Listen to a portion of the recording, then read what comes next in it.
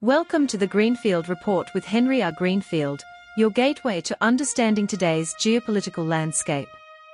With 50 years of experience across 10 countries, Henry shares expert insights on world affairs, offering practical solutions and engaging guest perspectives. Dive into the Greenfield Report for lively discussions on the issues that matter. This is Henry R. Greenfield wrapping up the historic week in Budapest, Hungary, which began with the crushing defeat of Viktor Orban and ended with, well, life moves on. Like a movie, think The Truman Show, where everything was 24/7 about Budapest and Orban in populism for the past few years, where conservatives, intellectuals, and just fellow travelers showed up in the former spy center of the Cold War, when Budapest was also at the center of the action, the crossroads of the Soviet bloc versus the Western allies led by the United States. It went in the Orban years from a ferment where every word that Orban said was magnified and adopted in turn by Trump, or carried to Putin openly. Orban shared it all. Intelligence sharing, Putin's spy within NATO, a blocker of everything the EU wanted and felt it needed to do to support Ukraine, could barely get by, as with the unanimity or 100% rule of the European Union, nothing can be done without the approval of all members. Month after grinding month, year after year, burrowing into the EU.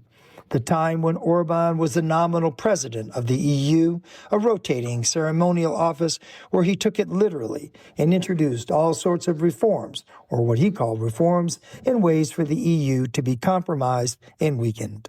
Of course, for the anti-EU forces, they call themselves reformists, as they say they want the EU to carry on, but to change. And my goodness, does it need change and does it have challenges?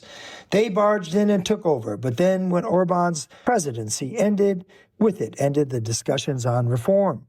But not in Budapest, where conservative intellectuals would dissect the committee structure of unelected bureaucrats. Does that sound familiar? Those deep state bureaucrats, there for life, were making life miserable for everyone, according to Orban, meaning their left-wing woke agenda was destroying Western culture.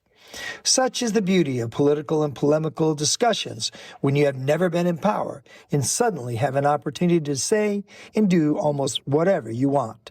Into this playground, entering the ring, was the affable and totally corrupt Viktor Orban and his supporters, who funneled billions into their pockets in every contract increasingly over the past 16 years that he has been in power. Everything was set for an ascendancy in other countries.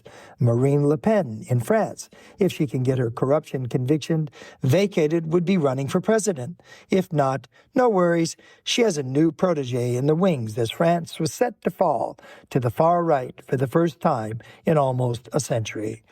The AfD in Germany had gathered a huge number of votes coming from nowhere. Slovakia, following Hungary, has a Russian puppet, but alas, it is a small country, tiny even compared to Hungary, and now looks to have no place to go, though they say they will fight on the cause of Russian Slavic obeisance to Putin to the very end.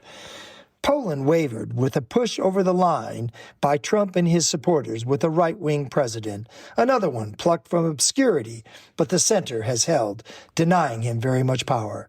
In Romania, the EU simply threw out the right-wing win results that they didn't like and got another election and a new verdict. All throughout the continents, the Netherlands looked to go right. Sweden was wavering under what they viewed as an assault by Muslim immigrants, especially from Africa. Italy, the same. Spain, surprisingly steady. And, of course, France.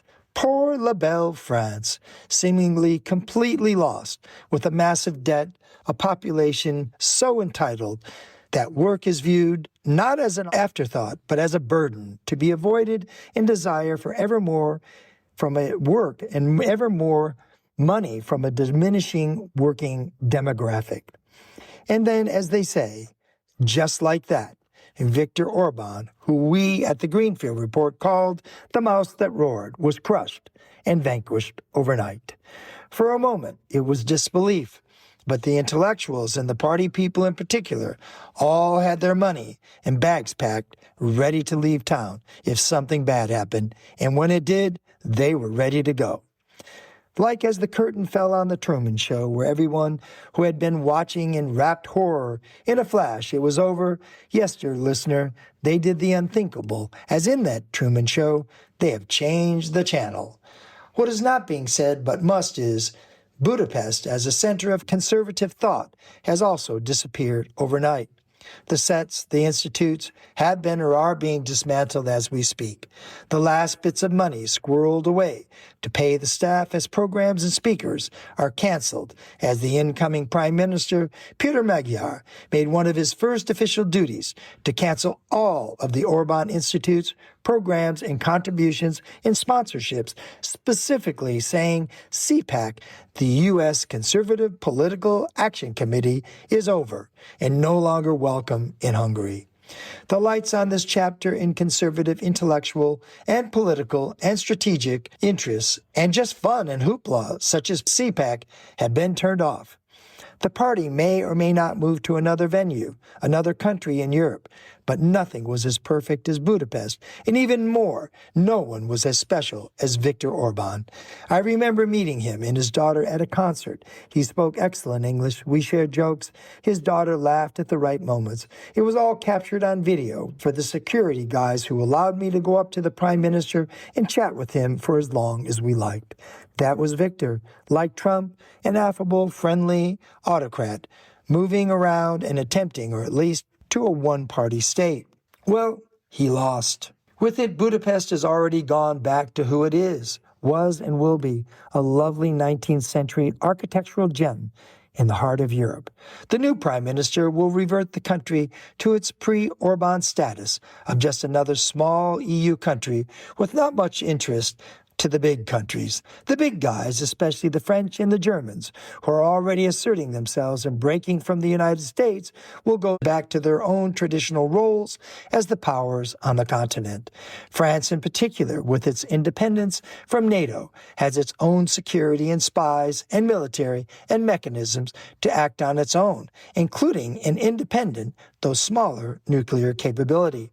However, it is more than enough to defend themselves and Europe from Russia, which is all that matters.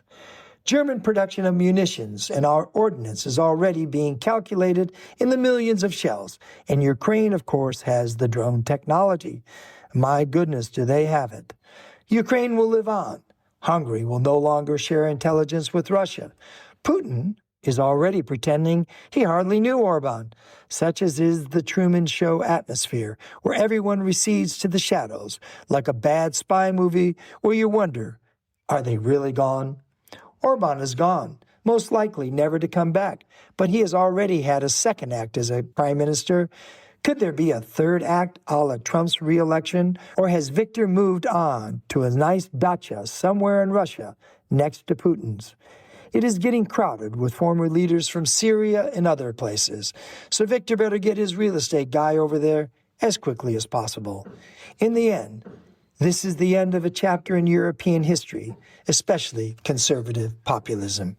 While not dead, everyone is moving away from Trump, including even Meloni in Italy, who just today blasted Trump for attacking the Pope. Meloni knows that Trump is moving to a lame duck status, and no one in Italy wants to attack the Pope for being for peace.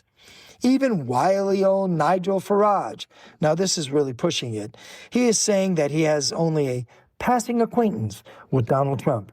Really, Nigel? As Trump is considered now poison for any politician in the United Kingdom.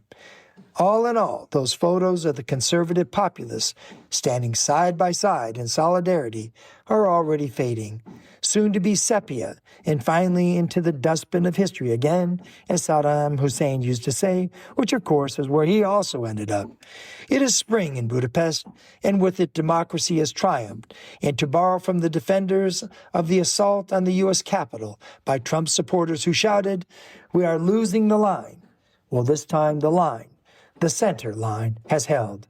It held not only, it also rejected what was being offered, namely more corruption, more illiberal democracy, more authoritarianism, and more lousy economy, as well as extremely poor relations with their so-called allies.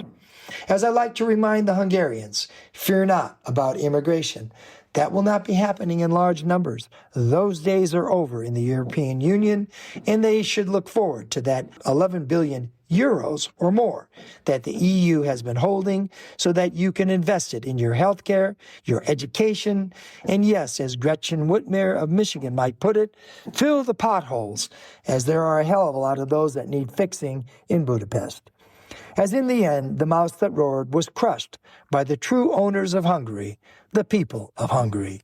The question, of course, is, will the biggest roar, the greatest self-proclaimed lion of the world, who says that no one can stop him except himself, will he be silenced as effectively as Viktor Orban, who he learned so much from? As J.D. Vance might put it, are you listening, Donald J. Trump?